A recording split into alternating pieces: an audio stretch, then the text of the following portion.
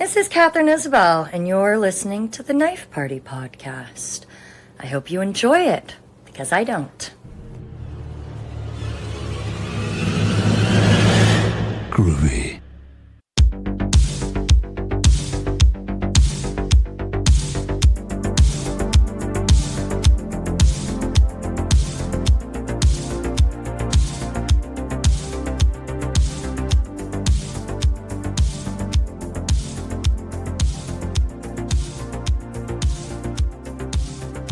Hello. Welcome to another edition of the Knife Party Podcast, Season 4, Episode something, I think 7, I'm not sure. Christmas threw us a little bit off because I'm throwing up Krampus, so that kind of, even though that was recorded later, we aired it earlier, so I forgot what episode exactly we're on.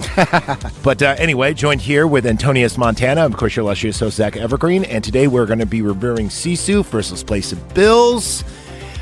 Now, remember, this show is brought to you by you early and often on the Patreon for only $5. You can sign up and get not only this show, you also get Knife Party After Dark, Midnight Ramen, our video game show, and also another show called Slimek Radio X, and that is where I get hammered and go on Twitter Spaces and troll people.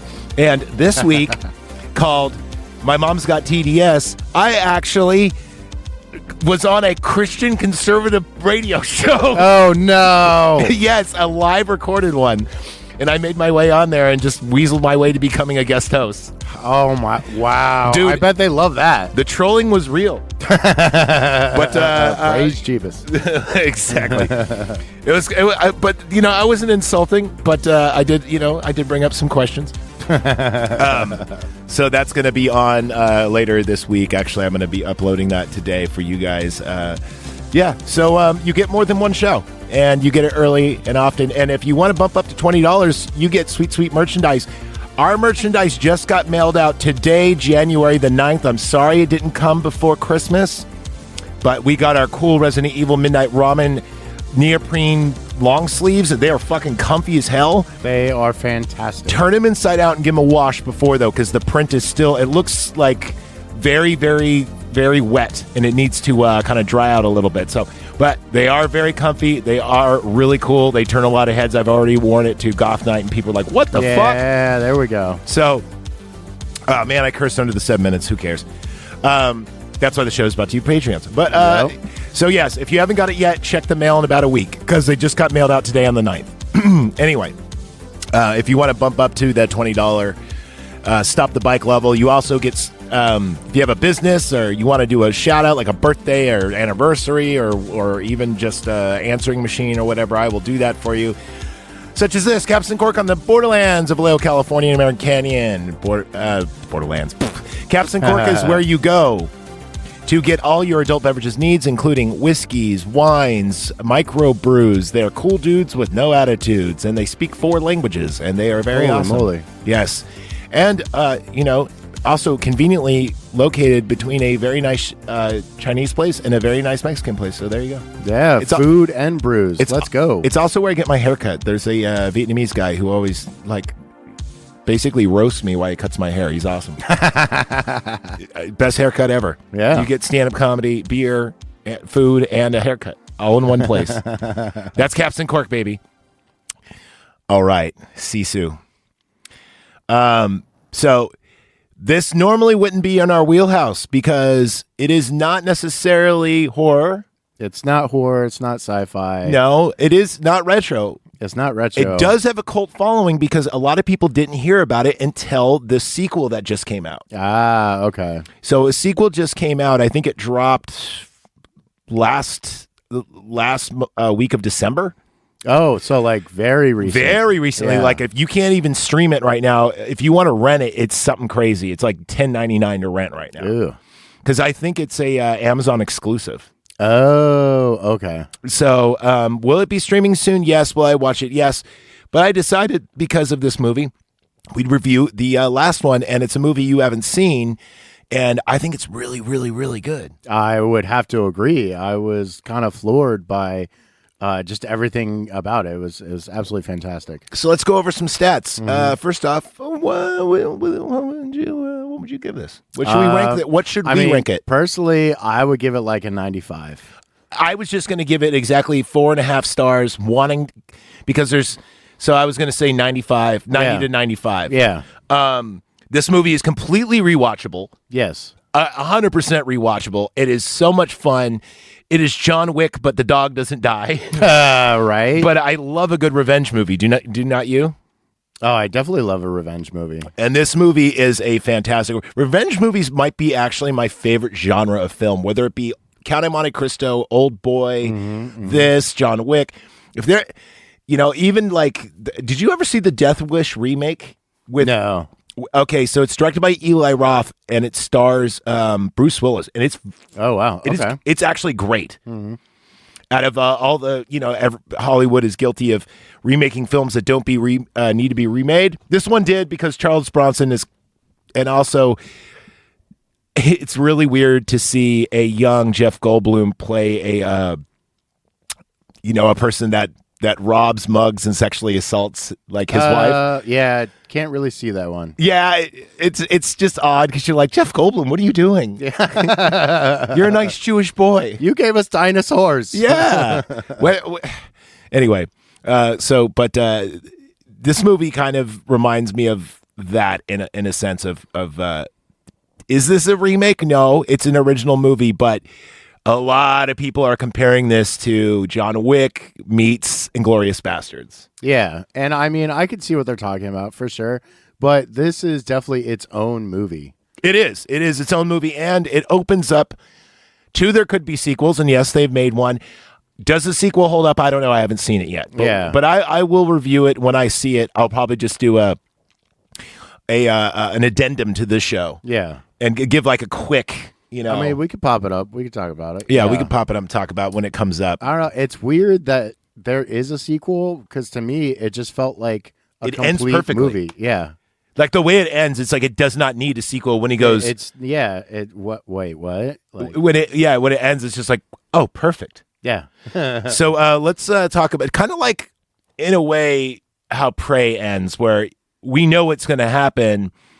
And they are making a sequel, and am I excited to see it? Yeah, but am I really not really? Yeah. I mean, but we do need to see her get captured, I guess. I mean, do we, though? We don't really, but... No. Okay, well, everyone agrees with us. The critics gave this a 94. Yeah. The audience, sadly, gave it an 88, and I don't know why. My guess is there wasn't enough dialogue. It doesn't need it. I know it doesn't need it, but you figure the average, moviegoer... Watching 10 minutes with zero dialogue, hard for the average person to do. Oh yeah, we'll get into that. Let's get some stats. So, okay, so let's see. Here's what to know. This is what the AI critic comments put together. It's narratively lean, which you're right. It's very lean on dialogue. Yeah. And it's deliriously gory. I wouldn't say that. I think I would say deliriously. I feel like it was pretty appropriate, honestly. Well, this is AI. All right. Yeah. Sisu is a inspired, which I'm glad they put inspired instead of uninspired. Let's see. That gives bloody satisfaction to the actors. I can't even pronounce this dude's name. Yeah. Anyway, he appreciates you not butchering it. Yes, I'm not even going to try. I'm going to let you know. So, I actually watched the special creatures on this one. Okay. And every actor in here is new to you if you're an American audience. Yeah.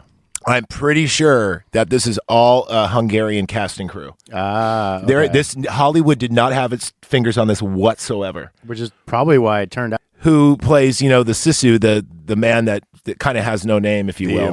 The Immortal. Did nearly all of his own stunts. Oh, badass. Including the water stunt. Oh, really? And by the way, they filmed this in the most northern part of Germany. Okay. And they said it was for like when you watch the making of this, they had to take breaks after every shot to warm up. Oh. And especially him because he was shirtless in a lot of the scenes. A lot of it, yeah. Or all the clothes that they were wearing were way too cold, so they had like a bunch of heaters and everything else. When they did the scouting for this, they're like, oh, this is perfect. But then when they went to go film, winter set in. But it wasn't just a winter it was a winter they weren't used to because there was like high winds. Right. And all these cold fronts that were kind of unexpected. They also wanted to get the most flat looking land. Which they definitely achieved. Yeah. So that flat land carries for a lot of more wind chill than had they went. So anyway, I totally recommend buying this on Blu-ray or DVD. You can get it dirt cheap. I think got it for like $9.98 or something. And just to watch the making of this movie is pretty fabulous with just how they did the stunts. Yeah. You know, the only CGI in here is the plane stuff, which kind of jumps the shark. But by that time, you're already so invested. It doesn't matter. Invested. Yeah. I mean, obviously some of the blood and stuff was CGI. But very few though. It was very well done. And I like the fact that they do the opposite of what an American movie would do. An American movie would start out with a big stunt. Like the airplane stunt. That's how like Mission Impossible would start. Yeah, every American action movie. It's that classic 80s mentality of like come out with big explosions and guns blazing and da-da-da. Not this. No, not this one is great because it's a slow burn. Yes. And I like how they chop it up in little chapters. I think it's in like 12 chapters or something, or 11. 6? 6? Or, okay, 6 something like 7, that. Yeah. Anyway, but its pacing is perfect. Like, when we talk about, you know, at the end, what would you do differently? We're going to go ahead and skip that part, I think, because I don't think you could edit this and make it better. No, it needs zero editing. Yeah, it's perfect. It's like 91 minutes, yes. I believe. It's like perfect time for a movie. Runtime is amazing. Yeah. So shit, we're already kind of, like I said, I'm not even going to try to pronounce the actors' names. Go look it up on Rotten Tomatoes. And you'll see our score there because I'm going to rate it a 4.5 stars right after we get done with this. I want to see what else this actor has done real quick, though. He did Big Game, Rare Exports, this movie, and then Sisu, and that's it. Oh, so nothing we've seen aside from Sisu. But the idea for this movie is he wanted to make a revenge slasher film, if you will. And he was thinking about it, and him and the writer were sitting there, and the writer was also on set a lot. Yeah. And they're like, well, how do we make it so you feel zero sympathy? And they were thinking, they're like, Nazis, I guess? And they're like, no, that's too played out. Let's try to think of something else. And they just kept going back to, we got to do Nazis. Yeah. Because no one's going to feel sympathy for them. No. At all. And they're like, and then they're like, also too, if it's Nazis, they don't even have to kill the dog. We're still going to hate them. Yeah. You know, we don't need any more motivation of just they're Nazis and they're greedy. Yeah. Literally all you have to say is Nazis. Done. Let's go. Yeah. But you know, it doesn't need, even though I love Inglourious Basterds, don't get me wrong, that's probably my favorite out of the Tarantino catalog. Yeah. But this one, it really doesn't need the cool backstory that movie gives us. The one-man story of he's getting robbed, they're trying to attack him, and then boom, here we go. Yeah. I'm going to go ahead and start the trailer because I don't think this really needs more recap. Like I said, shoestring budget, total foreign film. Yes, you're going to have to read subtitles, but like you said, few far between. Actors are no names. They're very convinciable. And on the Blu-ray, it has the English. It does? Yeah. Oh, yeah. It does, but I watched it both ways, so the last time I watched it was the standard. Mm-hmm. But yeah, you are right. It does, because the Nazis speak English, basically. Yeah. And they have the accents, yeah. Oh yeah, no, you're right, because the speech with the girl. Okay. Yeah. No, you're right. It is, but you can. I did watch it in the original language. It was pretty good. Okay. Cool. All right, here we go. Here is our trailer. Da-da-da.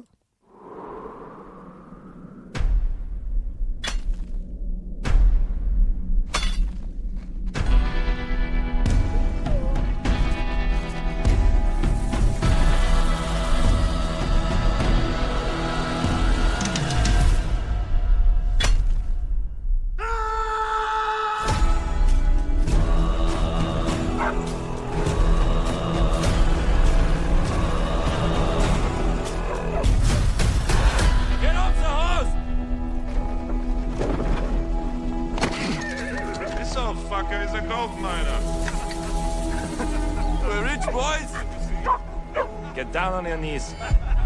Fuck him up! We got gold!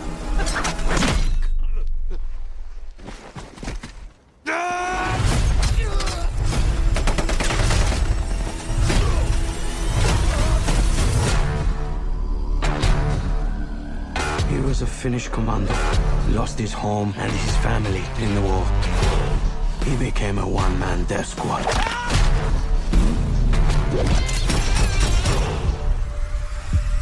He's one mean motherfucker that you do not want to mess with.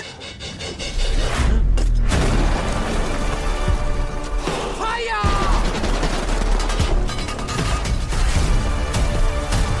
You'll see what happens when you take everything from him. Do you really believe that he's immortal? No, he just refuses to die. How many mines did we bury here? All of them.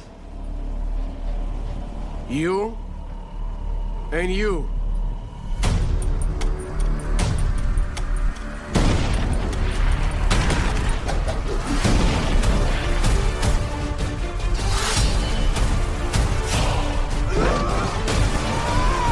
This is not about who's the strongest.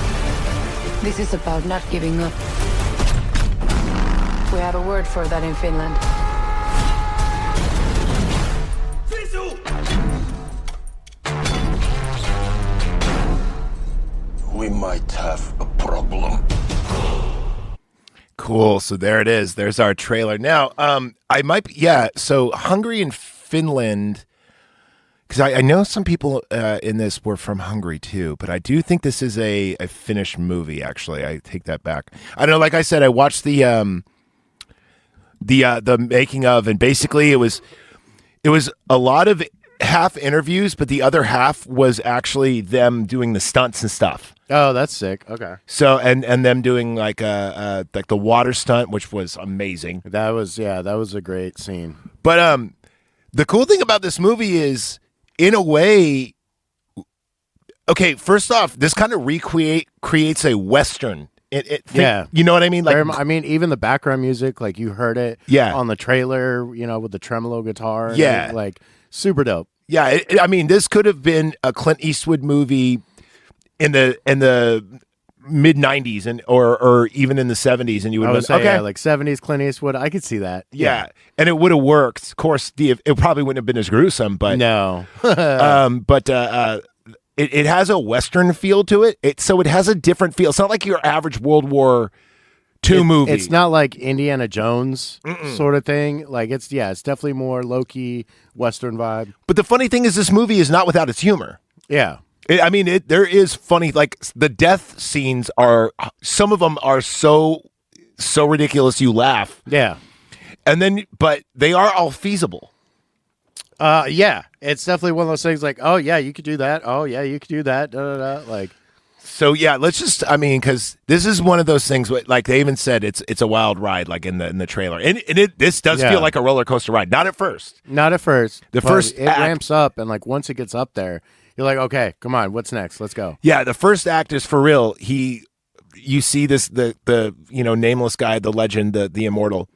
He's panning for gold with his one-eyed dog. Finds it, freaks out, and then it's like, all right, I need to get to Switzerland, which is 600 miles away, just about, and you just see him trekking, and then you see some Nazis going the other way, and then they give the OK Corral look at each other, and you're like, shit's gonna go down, and then shit goes down, and like he makes it past the main group. Yeah. And like it all really kind of starts with that side group of Nazis. Yeah, the side group, that the guys that are not the. Now, the funny thing about this is that in this movie, this takes place when they know they're going to lose. Yeah. They being the Germans. So the main commander, he's the SS guy, right? But a lot of the other guys aren't. Right. So they actually did the costumes to show you that these are a ragtag surviving group of Germans. Right. Like the tank operator would not be in the company of that SS guy, and they would not be in the company with the motor. You know what I mean? No, not at all. Yeah, that would not have happened. And even when you see them riding on the tank and stuff, they're full up, so they're wherever they can go. Right. So it kind of tells a story where they don't say exactly what month it is in 44. No. But you know kind of what year it is. Yeah, they tell you Or- it's 44, and like they say, yeah, they're doing the scorched earth policy, so you know it's towards the end of the war and everything. I thought it was weird, like they're trying to go to Norway. I was like, what are you gonna find in Norway? Like, Well, remember, the idea of the company is to buy their way out. And they Yeah. have those girls. that's okay. So I think that they were going to return the girls as kind of a peace offering. Right. Because those girls were from Sweden somewhere, right? Yeah, because Finland or Finland. Norway. Yeah.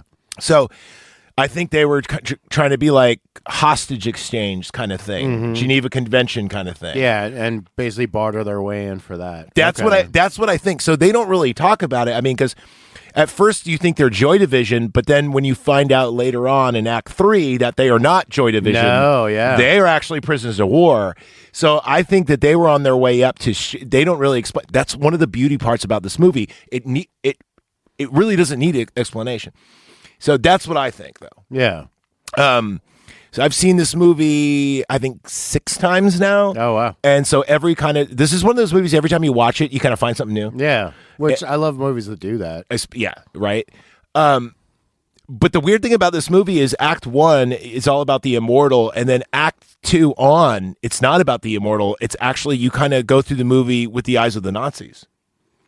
Kind of. I mean, it changes, more like Eyes of the Nazis and from the girl's perspective as well. Yeah, Act 3 is all about. I All was about the I was just ladies. about to go Yeah, that. yeah. Act 3 is all about the girls because we don't even know anything really about them till Act 3. Right. You just know like bad things are happening to them on this trip. Yeah. And then Act 3 is when it's more explained what's going on. So, by the way, the characters that play the Nazis, yes, you want to see them die, but yes, you do kind of fall in love with how heelish they are. Yeah.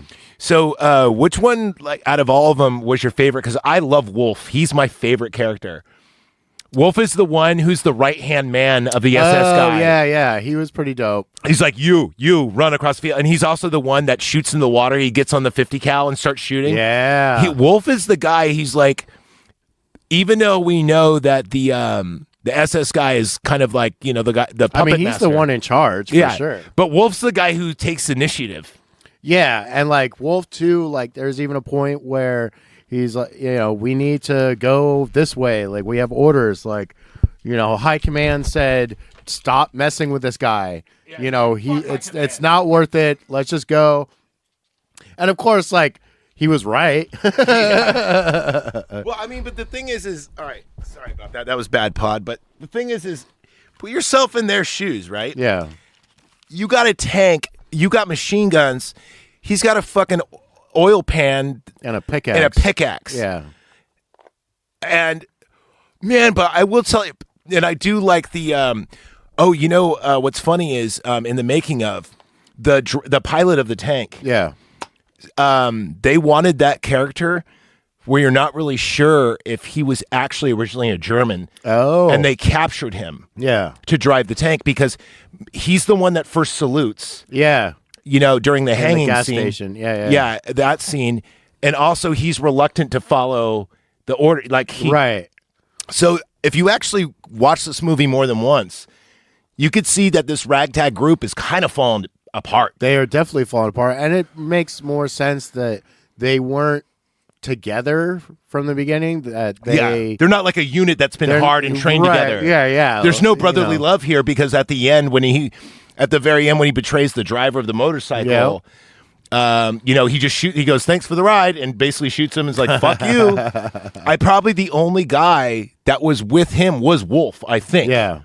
Because everyone else just seems like they kind of picked up along the way. It was definitely afterwards. Yeah. Him and Wolf, the commander and Wolf, they've been through the war probably for years together. Yeah. So what I'm thinking is that the SS commander probably his mission was probably to bring those girls as prisoners of war.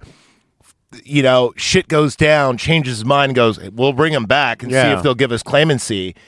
and then takes a bunch of injured soldiers with them, or like soldiers that are deserters or whatnot. It was probably just stragglers that he would put together. But they're still on the radio with command, so like they might still be in good favor, or maybe their command.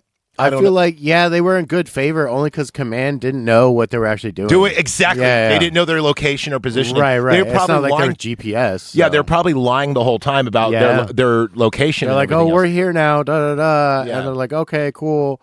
It's like, haha, we're like 100 miles north. Yeah, because I think, I mean, at that point in the war, they were probably just there to defend a bridge and blow it up. Like, Right.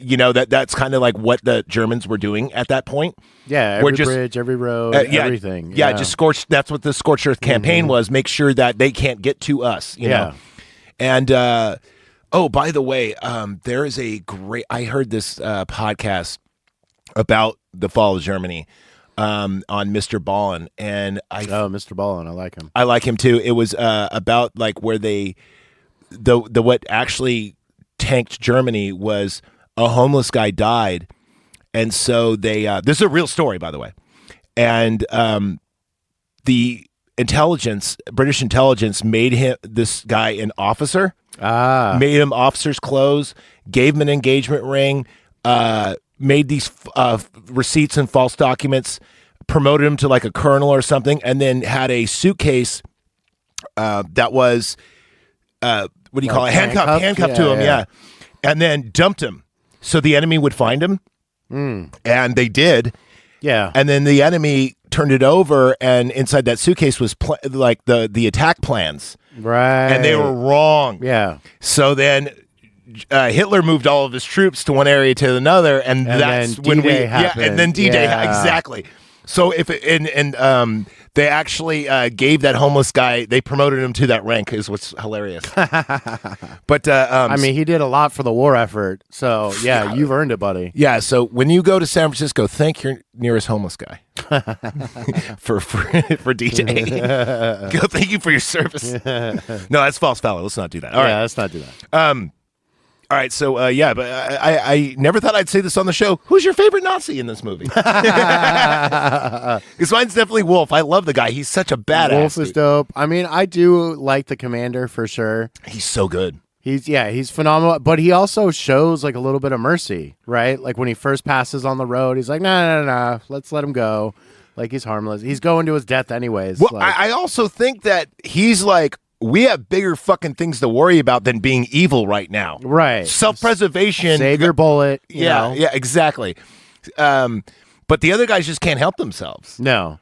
And- They're still itching. Like they've probably recently been in combat, and now they've been pulled out in the middle of nowhere. And there's like, dude, we just want to go back to killing. Like, please, let us see some action. So this is definitely a movie that's hard to review without discussing some of the amazing scenes in this, and mainly their action, and it's not really plot driven. So what is your top 3 scenes in this movie? I'll give my top 3. But everyone always, I'll start. Everyone always talks about the water scene. Yeah. Which was the hardest stunt. So I mean, that's probably one of my favorite, like when he's under there and how he gets air and everything. Yeah, I was so- like, oh my God. So dig this. They find his dog, right? And they're like, we're going to use his dog against him. So instead of shooting the dog like in John Wick, they have tons of explosions on the dog. Yeah. Send it to him, and he's like, oh no. But then they sick their dogs on him, and prior to this, to disguise the smell of the dogs on the Immortal cuts the gas line on the tank, and he's riding underneath the tank. He's like holding on. He gets the petroleum all over him, which masks the smell, so the bloodhounds can't get him. But then they figure out they're leaking. They stop, and then they spot him, and he runs, and they sick the dogs on him. Finally, he runs to the riverbank, and instead of killing the dogs, because he's a dog lover, the Immortal sets himself on fire by lighting a match, which is bad. It is so badass. Yeah. Then he goes underwater. Wolf goes, fuck you. I'm going to make you submerge, you son of a bitch. He gets on the 50 cal and starts firing. Yeah. Right. And and then they're like, send a boat after him. So they have these guys in the boat, and they're like, go down there and get him, make sure he's dead, because he's been on there for like a couple of minutes. Right. And they're like, no. And they're like, well, if you're a deserter, I will shoot you. Yeah. So then they send people in, and the immortal character, by staying underwater, getting air, he slits their windpipe and breathes out of it, which was fucking amazing. That is one of the most brutal scenes I've ever seen in a movie, ever. And the greatest thing about it is the water makes the blood like... Oh, it was super Jaws. Yeah. Super Jaws. And then you see the bubbles come up and then the blood come up, and you're like, oh my God, yeah, it was so yeah. Jaws. Love that scene. All right, your turn. Yeah, that was definitely amazing. The hanging scene where he I knew you were gonna bring how it up. he supports himself. Yeah. That was super cringe. Like, oh, Yeah. But at the same time, I can't look away because that's super smart. Yeah. Like, Yeah, he's got a bullet hole in the leg. Yeah. And he uses the wound to position himself on a stray nail to keep himself from on hanging. rebar. Yeah. And then miraculously a plane flies over to look for petroleum, and then that's what knocks his noose shakes off. it loose. Yeah. And the great thing about that too, I love how the tank commander, Wolf, and the SS commander, they all salute him because they're like, man, you killed a lot of people and you're pretty much a badass. So we gotta, like hats off to you. hats off to you. But and then as you said, compassionateness to the SS guy. He puts a chunk of gold in his pocket. In his pocket, like, that's for you for doing a good, like a little bit, some for the afterlife, I guess. yeah, something like that. But I did like it's cheesy, super cheesy. It did kind of like lose a point, but at the same time, it was an awesome scene with the minefield, and he kicks up all the dust, so they start shooting in. So he uses the mining pan as like a shield. And it's like this super like Captain America kind of scene. Really? So I got Prey vibes from that. I think Prey stole that scene. Maybe. Because Prey had a scene, and also how they're shooting from the right to left and he's going from left to right like a video game. Right. I was kind of with you on that where, okay, there's no way that you... No, that mining pan is done in like half a second. Because mining pans were not made out of iron back then. No, it was steel. It was like tin. Tin or steel, yeah. Right. So it's like, obviously, we got to take a point for that. But fantastic scene. Yes. Fantastic scene. Now, I watch a lot of gun videos on YouTube. Okay. And there's a guy, it's like, let's see what could stop a bullet. And they did this thing. Yeah. Where they're like, we're going to get a bunch of pans and we're going to shoot it and to see how many they go through. Right. The 22, no. The 9, barely. Yeah. It went through, but the bullet was done. Its trajectory was done. Crush. And then same with the 38. Yeah, makes sense. Same with 357. It went through, but that's it. Yeah. And then when they went 44 and above, it went through. That's just gonna go through. Their guns, I forgot the original name, but they were called oil cans or oil because they look like little oil things. They're submachine guns, shot 9mm. So in theory, that scene is kind of correct. In theory, it's kind of correct, but I feel that you would get hit by ricochet easy. You're gonna get hit by ricochet, and also you get hit 20 times. I'm sorry, the material is gonna fail. Yes, it will. Yeah, the barrage itself. Right. Well, eventually, it's like hail on a roof. It's gonna. Yeah, it's gonna puncture. Yeah. Speaking of the minefield, though, you gotta love the death where the toss. The toss. Yeah, the toss was phenomenal, bro. I laughed so hard at that one. And then the guy's leg whoop, flips out. It flips out and then triggers another mine. And that's a great scene where he goes, how many mines did you use? He goes, all of them. And they're like, fuck. Crap. Okay. And this is where we learn about the girls for the first time, I believe. I mean, they showed a little bit for like a second before, but this is where there's interaction going on. Speaking of the girls, did you like the super phallic, hilarious scene where the girls are breaking and then the cannon goes into the Oh, yeah. That was ridiculous. It was ridiculous. It was funny, though. I know the end scene is kind of Hollywood-esque, but him doing the fuck you at the end when his chain wraps around and he flies down with the Oh bomb. yeah, that was so hilarious. awesome. Yeah, It was great. I mean, the best way for him to die is with a bomb, you know. yeah. I was wondering when they showed it. I was like, okay, something's gonna happen with that.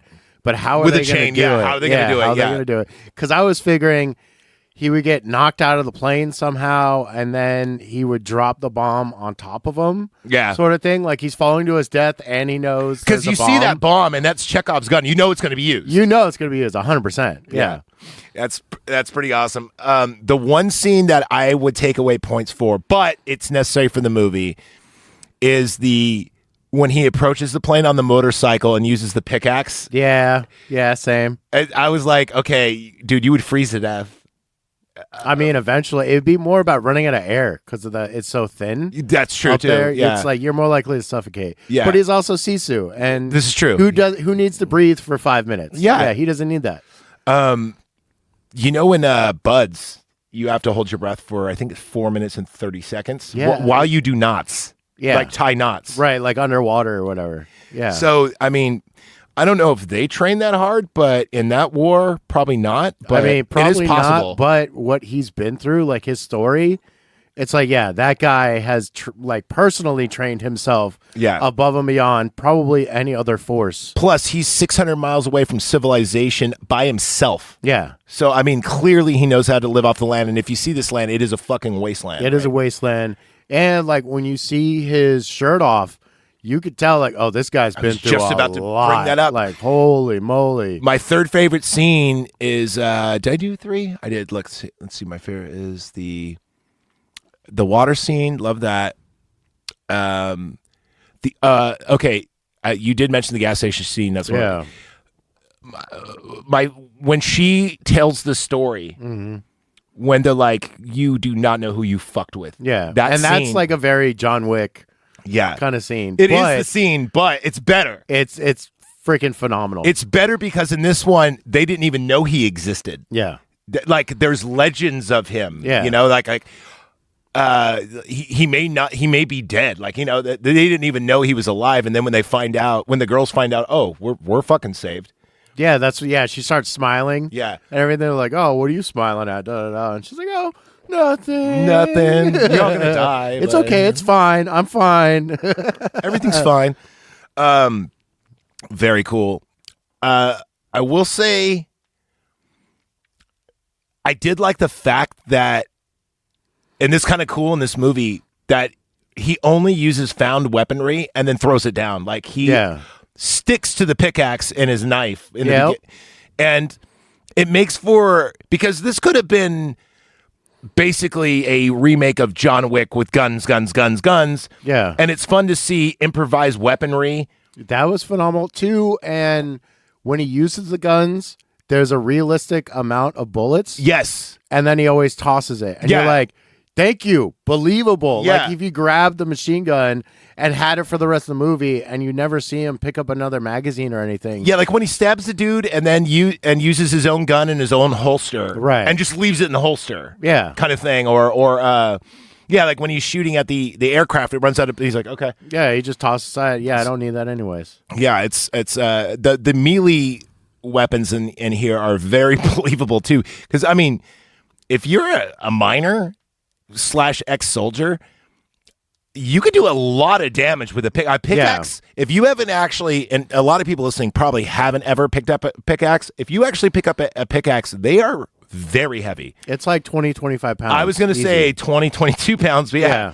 Because I mean, I have used them many times. Yeah, I've dug holes. Yeah, I've dug holes. Yeah. I remember one time. They'll never find them though. Well, I did one for a sprinkler system. Yeah. And that was a pain in the ass. And yes. Oh, you get tired real quick. Even using like momentum. Yeah. You still get tired super fast. Yes. It's especially in that conquered clay, man. That's why I dug it. Oh, fuck, man. That was hard.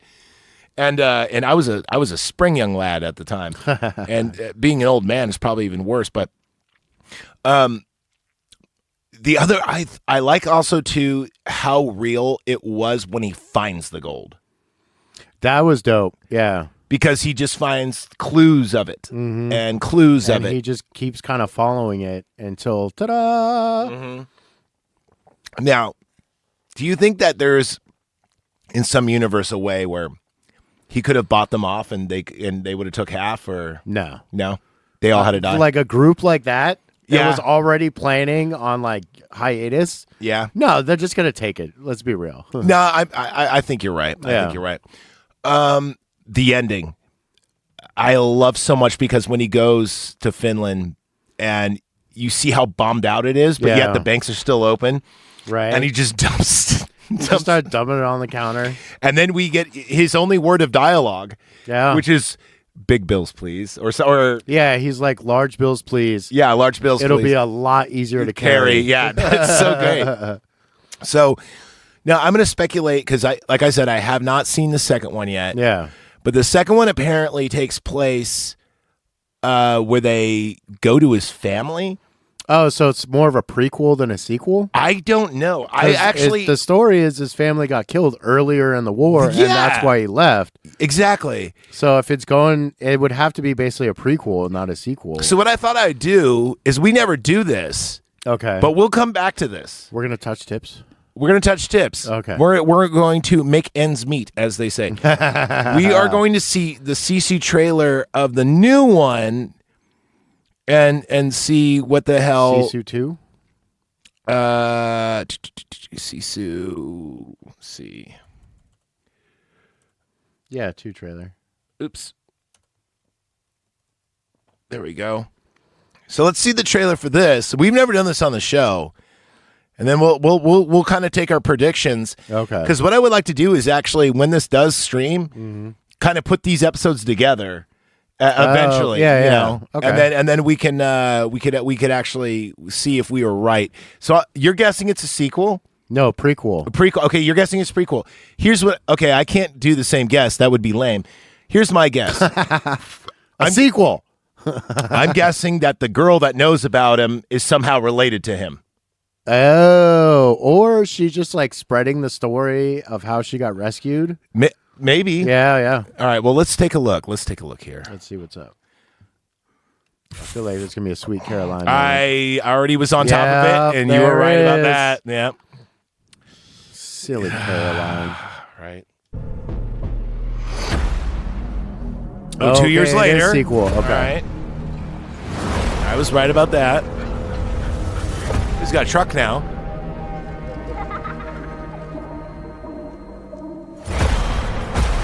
They go Dragon. Oh, he's going after the Russians. Killed hundreds of civilians, including the family of a Finnish commando who took revenge and became a legend.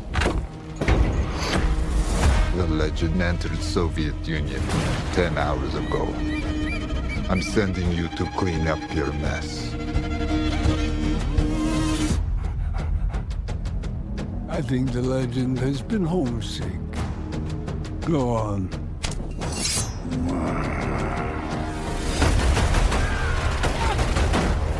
By the way, if they need a guy to play old Wolverine, just saying. Yeah, right?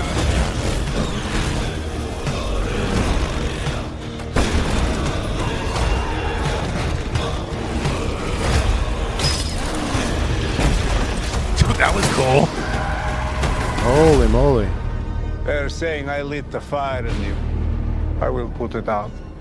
You are a mistake, an aberration. I will show you that there are worse things than death. Oh, that was his balls. Had to have been, right? Maybe. Disembowelment. Whoa! That was cool. That was very cool.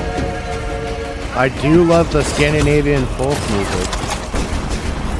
Oh, yeah, me too. That tube and throat singing shit. Yeah. Stubborn motherfucker.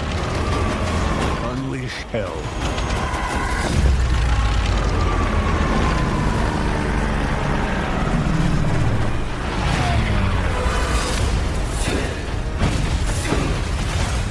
You are going to be buried in the frozen ground, like the rest of your family.